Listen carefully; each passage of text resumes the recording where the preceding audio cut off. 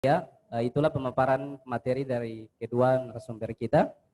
Kemudian kita langsung masuk ke sesi tanya jawab. Namun sebelum masuk ke sesi tanya jawab, saya bacakan dulu ada beberapa aturan-aturan. Yang pertama, peserta yang mau menyampaikan pertanyaan, silahkan menekan tombol hand raise atau langsung mengirim pertanyaan melalui chat room dan akan dipilih oleh host 3 penanya. Dan penanya yang didahulukan mungkin Ibu Sida untuk menjawab karena beliau ada agenda di luar. Kepada peserta dipersilahkan. Ada yang bertanya? Peserta virtual. Dr. Agus, MPDI. Baik, terima kasih. Ya, dipersilahkan Dr. Agus. Baik, terima kasih. Assalamualaikum warahmatullahi wabarakatuh. Bagaimana? Didengar suara saya tidak? Dengar. Baik, alhamdulillah kalau begitu ya. Baik, sangat menarik apa yang telah dipaparkan oleh pemateri, baik dari Ibu Haja maupun Pak Mawardi. Sehingga saya menarik sebuah kesimpulan bahwa rupanya konseling ini dilakukan dengan tujuan adalah untuk menyadarkan orang yang atau klien ya. Itu tujuannya. Tapi saya ingin melihat juga dari sisi hukumnya. Rupanya hukum itu ingin mewujudkan bagaimana orang itu bisa jerah. Oleh karena itu, saya ingin bertanya kepada Ibu Haja, bagaimana mengintegrasikan antara tujuan konseling ini dengan tujuan hukuman, ya. Karena ini kelihatannya ada yang yaitu kalau konseling untuk menyadarkan, sementara untuk hukuman adalah untuk membuat orang jerah atau efek jerah. Nah ini bagaimana mengintegrasikan, itu yang pertama. Kemudian tak kalah pentingnya juga karena saya lihat ini Ibu Haja juga lebih banyak di masyarakat juga. Saya ingin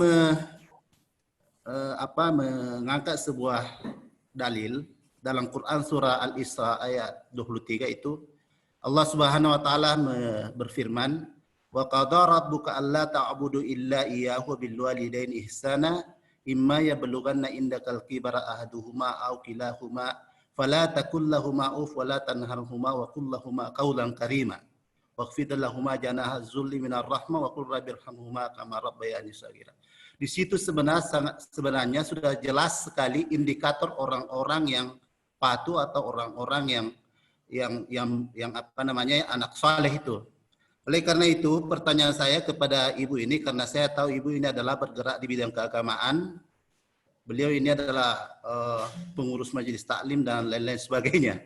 Oleh karena itu bagaimana mensosialisasikan ayat ini sehingga ayat ini bisa terwujud, bagaimana menjadikan anak atau dalam keluarga kita itu adalah mengenal Tuhannya, patuh terhadap orang tuanya dan lain-lain sebagainya.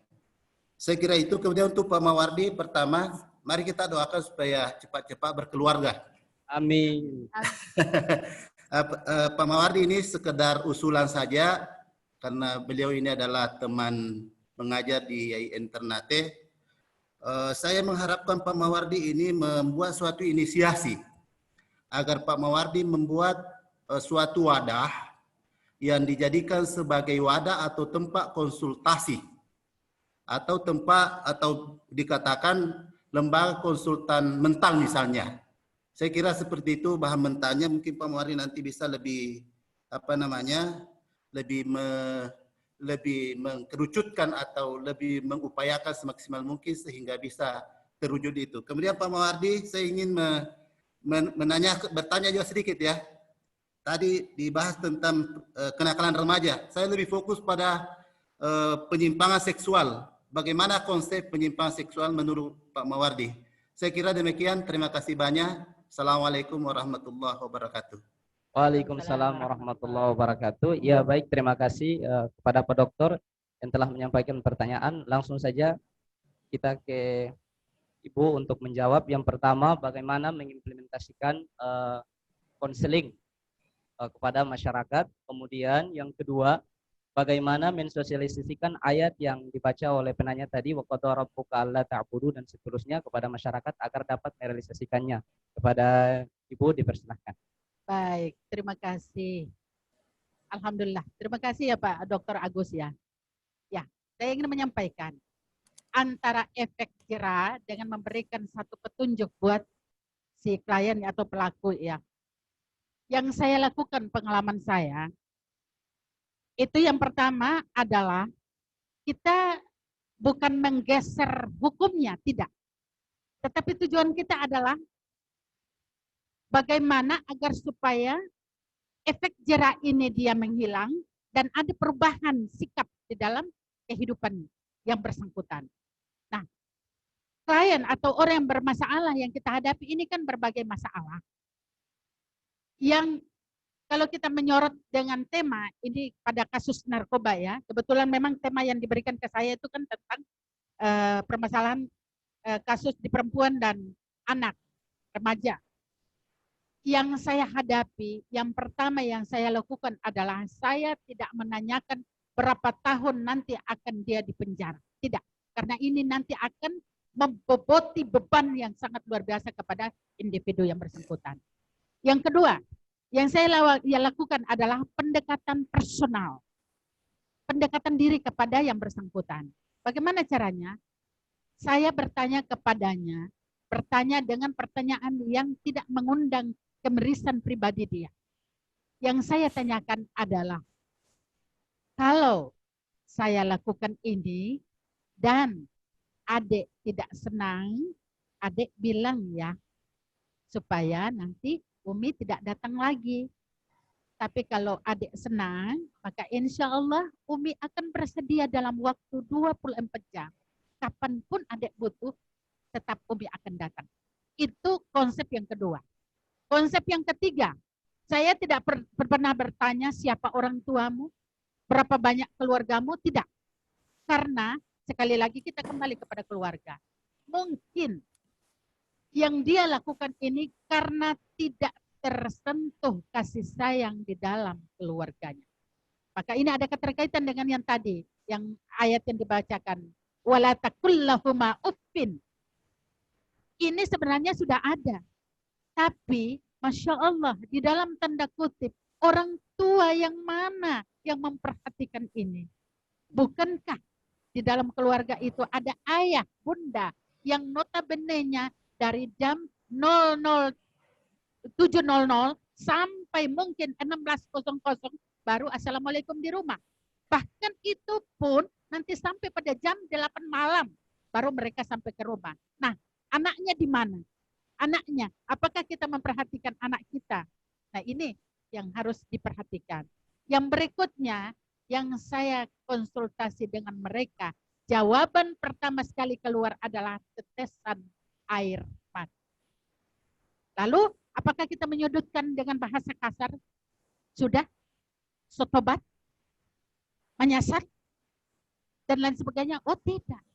Tetapi yang saya lakukan katakan adalah ibarat kata nih, Syauqi Beg mengatakan begini, manusia akan berpolarisasi dalam waktu 7 hari. Besok tetap kita ketemu Senin, lusa kita tetap kita ketemu dengan Selasa. Senin, Selasa, Rabu, Kamis, Jumat, Sabtu, Minggu itu tetap berotasi dalam kehidupan kita. Tetapi dari Senin kemarin dengan Senin hari ini tentu pola kehidupan yang kita lakukan pasti berbeda, tidak sama dengan yang kemarin. Maka saya berikan motivasi kehidupan kepada yang bersangkutan, yang kita sebut dengan klien, bahwa kamu boleh menyesali apa yang kamu lakukan. Tapi ingat, pakaian yang jelek jangan dipakai 2 kali. Itu bahasa motivasi kepada klien yang saya hadapi. Yang berikutnya, ada tangisan, Umi, saya pasti dihukum. Berapa banyak, berapa tahun nanti saya tidak akan pernah ketemu lagi dengan anak saya. tidak pernah lagi ketemu dengan orang tua saya. Nangis, menjerit. Lalu apakah dengan serta-merta yang tadi saya katakan bahasa verbal dan non-verbal itu harus kita adukan? Subhanallah. Selaku saya mungkin sebagai seorang ibu tentunya memiliki kasih sayang yang berbeda dalam pemberian konseling. Saya akan mengatakan kepadanya, kalau Umi mendidik anak Umi itu berhasil, maka Umi yakin engkau ada di dalam kasih sayang Umi dan insya Allah kau pun akan berhasil dalam genggaman kasih sayang Umi. Ini bahasa motivasi dan mungkin saja bahasa ini seumur-umurnya. Mungkin kita kategorikan dia pada umur 16 tahun dan dikategori dalam remaja. Itu dia tidak pernah dapatkan itu. Yang kita takutkan adalah, ini yang selalu saya bilang sama ibu-ibu majelis taklim. Yang kita takutkan adalah, jangan sampai anak kita mengidolakan ibu temannya.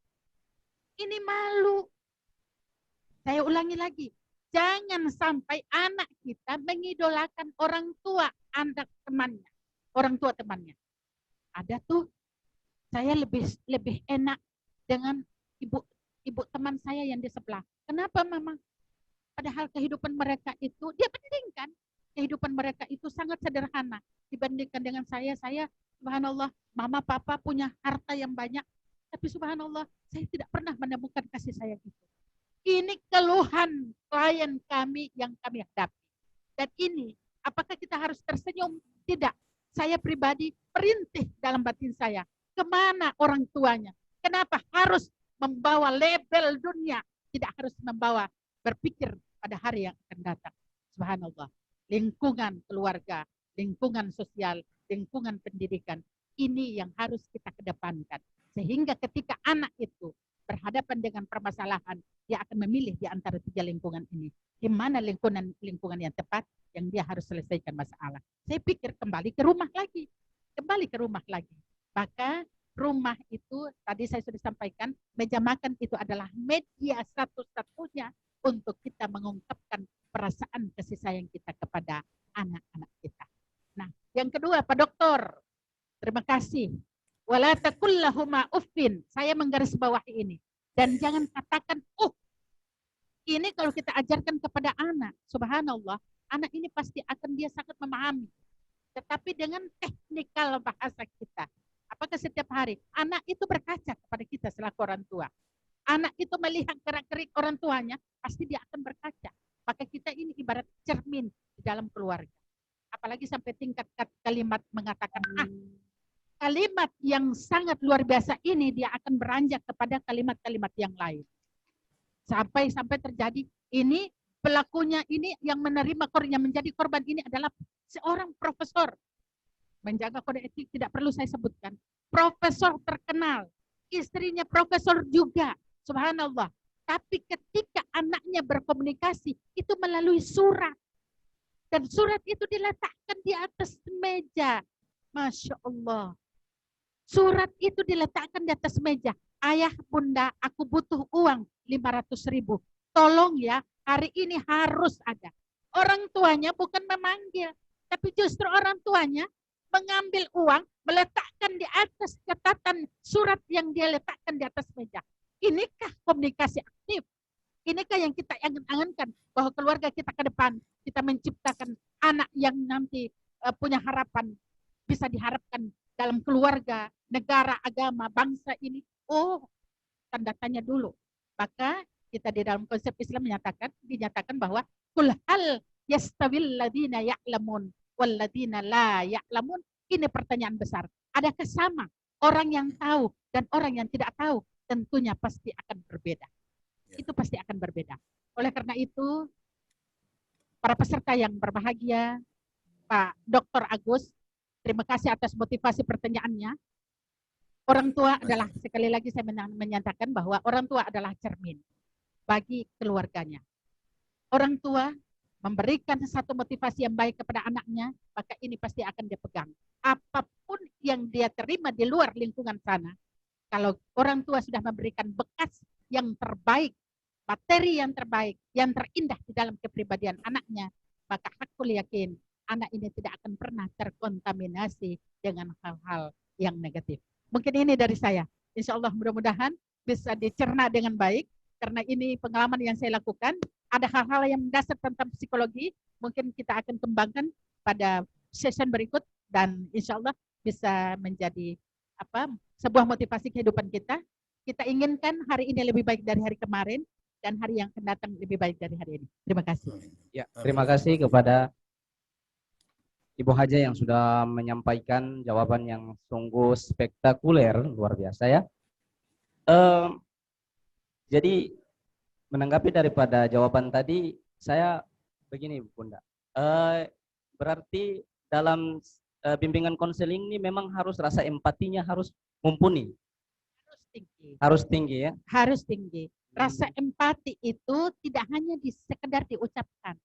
Itu tadi yang tadi saya bilang, ada sentuhan fisik.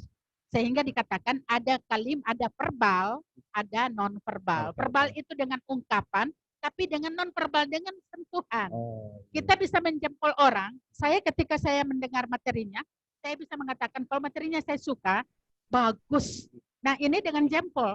Tapi kapan saya membuat orang menjadi tersinggung, saya pasti mengatakan bagus. Ini bukan menjempol, ini bukan rasa senang, tapi mengancam. Bagus. Ini jadi kalimat verbal dan non verbal yang kita lakukan itu dia harus menjadi sebuah empati ketika apa yang kita sampaikan kepada bukan hanya orang yang punya permasalahan, tetapi kepada siapa yang kita ingin sampaikan maksud dan tujuan kita. Ya, terima kasih Ibu.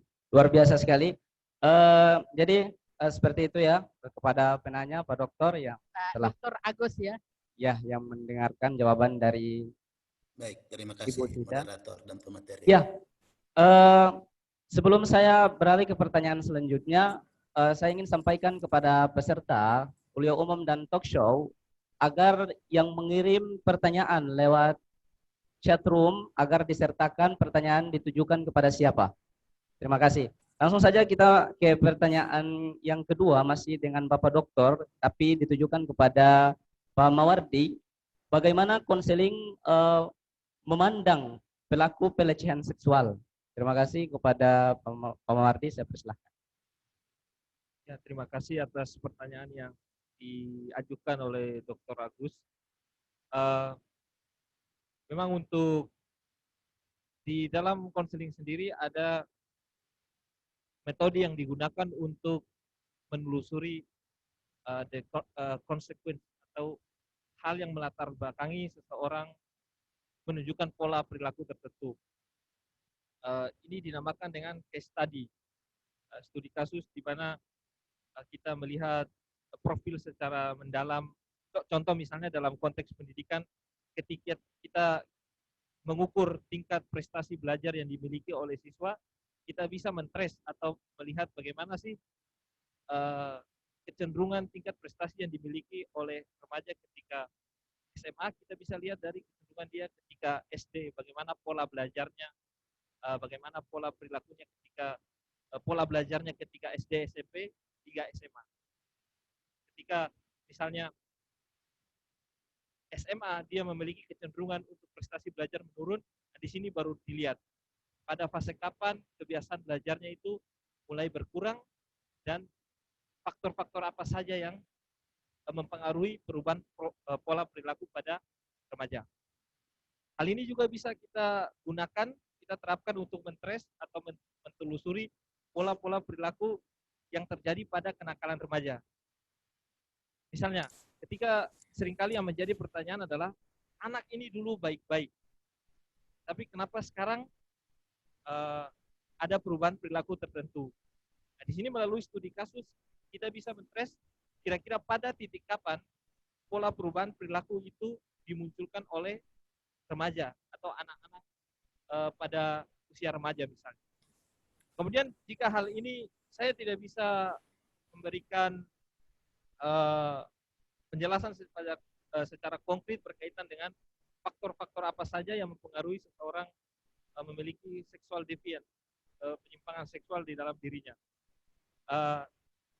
Sebenarnya saya jelaskan tadi bahwa perubahan perilaku atau preferensi kecenderungan seseorang untuk melakukan perilaku menyimpang tertentu itu ada disebut dengan repeated behavior, pengulangan dari perilaku yang dia lakukan.